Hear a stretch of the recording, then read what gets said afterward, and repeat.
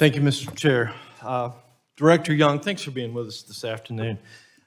I'm not going to ask a lot of questions about the budget. I know my colleagues have dug into that quite thoroughly and certainly exposed it for what it is.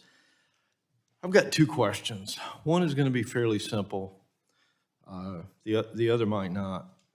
We heard the ranking member earlier this morning mention that perhaps billionaires were not paying their fair share.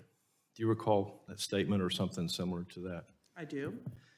And yet, this budget places new taxes. Not only does it raise taxes on the middle class by about $2,000 per year, but it places new taxes on anyone making more than $400,000 a year. Is that right? Yes, including to extend Medicare, but not on middle-class families. Middle-class families don't make $400,000. Okay, so let's talk about that for just a minute. If our concern is with billionaires, why was $400,000 the number that was chosen to draw a line and add a new tax bracket? Congressman, I think, and I don't want to speak for the ranking member, but I will speak for the budget. One tax proposal to raise revenue is a billionaire tax. It also deals with hundreds of millionaires.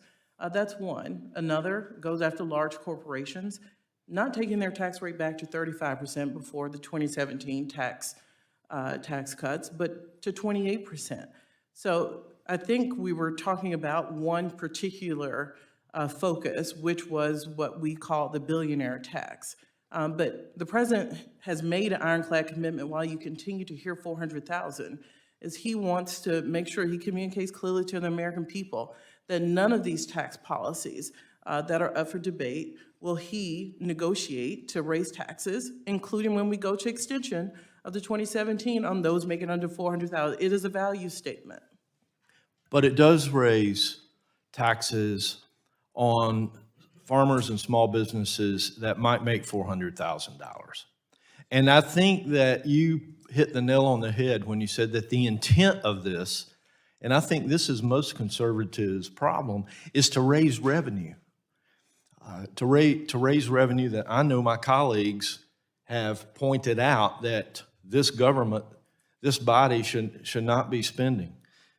Are you aware, are you a small business or a farmer? I am not either, just a child and grandchild of one. Are you aware that folks in those positions that grow our country's food, that provide jobs for Americans, do not have a regular income? They don't make $400,000. Even if they make $400,000, they don't make it from year to year to year. Are you aware of that? I said I'd only ask one question. I'm well aware that many assets are not income and are land and other equipment. So I've asked one of my two questions. I'm going to try to keep it to two, but I do have some comments that I'm going to ask you a question about in just a minute, because you and I here are both messengers. You're messaging the president's budget. I'm messaging on behalf of small businesses, farmers, and folks in my district. And my gosh, five minutes goes so fast. The reality is, many years, folks are struggling, and they have to go take out loans to keep their business afloat. And to draw a line at $400,000, because everybody is looking for that breakout year, to draw a line at $400,000 is punitive to those folks for accomplishing what they want to, which is to have that breakout year. And after businesses and small farms have gone through what they've gone through, and let's run through that real quick, after enjoying the strongest economy ever under the Trump administration, they were hit with a pandemic. Many of them were forced to close. They were hit with inflation.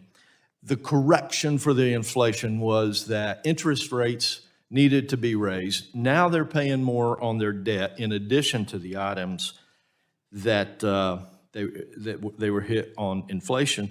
And now they're being told that they're not doing their fair part, their part, that they're not paying their fair share. I suggest that is a slap in the face to small businesses and farmers.